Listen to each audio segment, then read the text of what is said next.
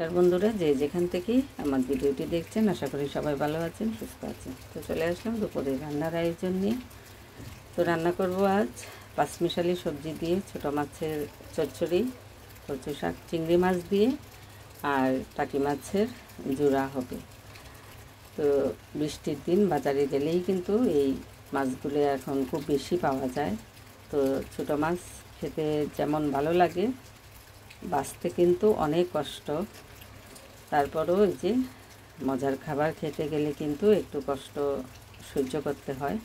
তো গুড়া মাছটা আমার খুব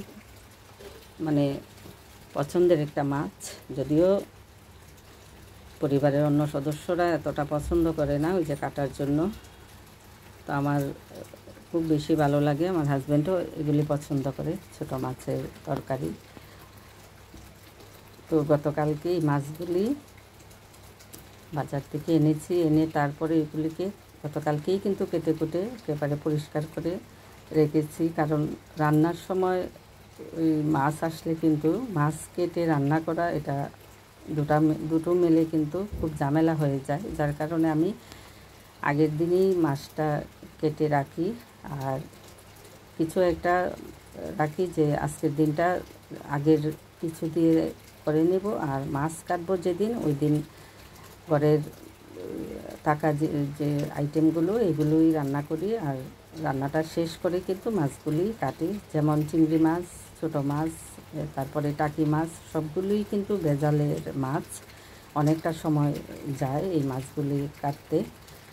তো রান্নাটা শেষ করে তারপরে কিন্তু মাছগুলো গতকালকেই কেটে ধুয়ে পরিষ্কার করে রেখে দিছিলাম। আর আজকে একেবারেই ঘুম থেকে উঠে সব কিছু তৈরি যেহেতু ছিল, বিশেষ করে মাছটা, তো মাছটা তৈরি থাকলে কিন্তু মশলা বাটা থাকলে রান্নাটাও কিন্তু অনেকটা সময় কম লাগে। আর সবজিগুলো ওই যে আমার বাগনি আর ছিল বাসায়, তো এই সবজি কাটা, পেঁয়াজ কাটা, কাঁচামরিচ কাটা, ওইগুলি সবগুলি ওই করে দেয়। তো ওইগুলি করাতে কিন্তু এই কয়েকটা দিন আমার একটু ভালো লাগছে যে রান্নাঘরে কাটাকুটির ঝামেলাটা আমার করতে হয়নি। তো ও কেটে দিয়েছে আর আমি কষিয়ে দিয়েছি এরকম।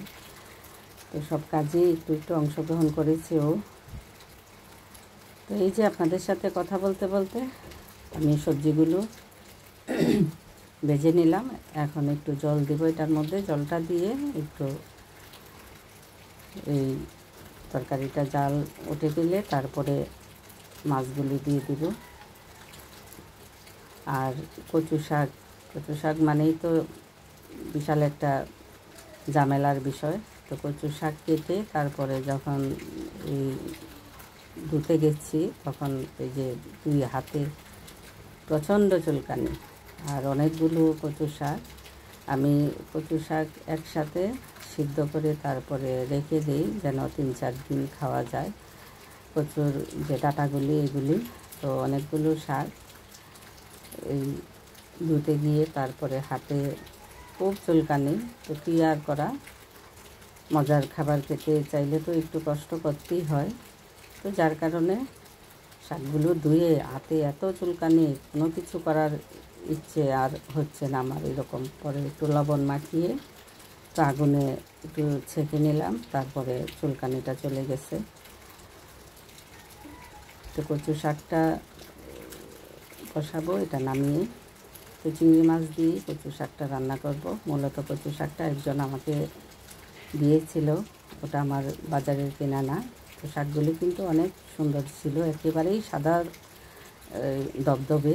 অনেক শাক আছে অনেক সিদ্ধর পরে কিন্তু কালো হয়ে যায়, তো ওটা আবার একেবারেই সাদা হয়ে ছিল শুরু থেকে শেষ পর্যন্তই। আর এইদিকে এই যে টাকি মাছের জোড়া হবে।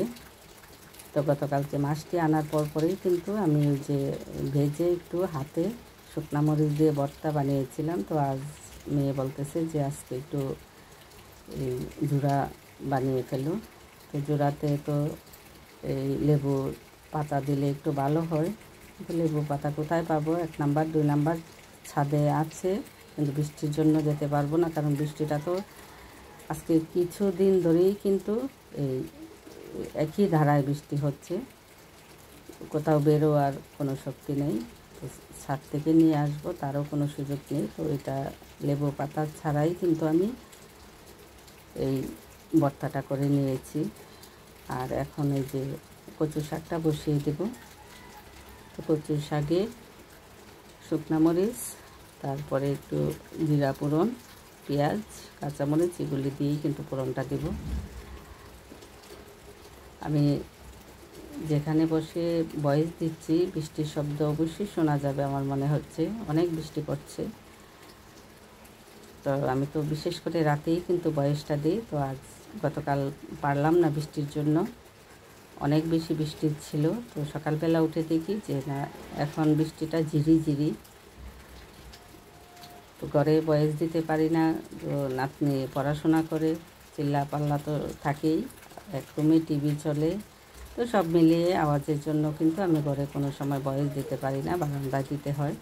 তো বারান্দা দিতে গেলে দেখা যায় যে বাইরের শব্দ, বৃষ্টির শব্দ সব মিলিয়েই কিন্তু একটু কষ্ট হয় ভয়েসটা দিতে। আর সকালবেলা ভয়েস দিলে চতুর্দিকের যে আওয়াজ, কথাবার্তা সব ঢুকে, তো কিচ্ছু করার নেই, তো ভয়েসটা তো দিতেই হবে। তো এই যে চিংড়ি মাছ দিয়ে শাকটা রান্না করব এখন। তো এখানে মশলা দিয়েছি, জিরা বাটা, আদা বাটা, এই পর্যন্তই, আর একটু হলুদের গুঁড়া। তো এই যে দেখুন শাকটা, বলছিলাম না যে অনেক কচু শাক আছে যে একটু কালো কালো থাকে, এটা কিন্তু একেবারেই সাদা দবদবা। আর অনেকগুলো শাক দিয়েছিল।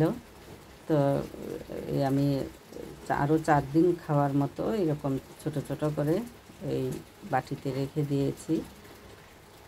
আর এইসব এই যে কচু পাতার শাক, কচু ডাঁটা, বিভিন্ন এই শাকসবজি, লতা পাতা বিশেষ করে এগুলিকে আমি অনেক যত্ন করে খাই, রাখি। যদিও এটাতে সময় দিতে হয় বেশি, তারপরেও কিন্তু এগুলি যেহেতু শরীরের জন্য অনেকটা ভালো, যার কারণে নিজের চিন্তা করেই আমি বেশিটা রাখি। আমার মাছ মাংসর চাইতে এগুলিই বেশি ভালো লাগে, যে কোনো পাতার ভর্তা, তারপরে যে কচু শাক, কচুর ডাঁটা শাক, পাতার শাক আমার কাছে ভীষণ ভালো লাগে খেতে।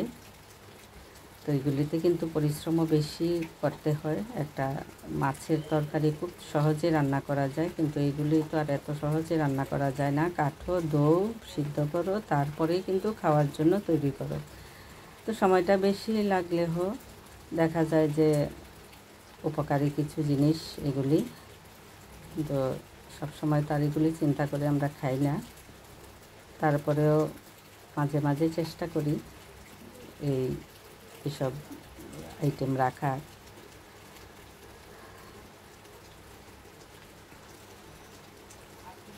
এই যে এখন এই যে টাকি মাছের যে জোড়াটা, এটা একটু বসিয়ে দেব।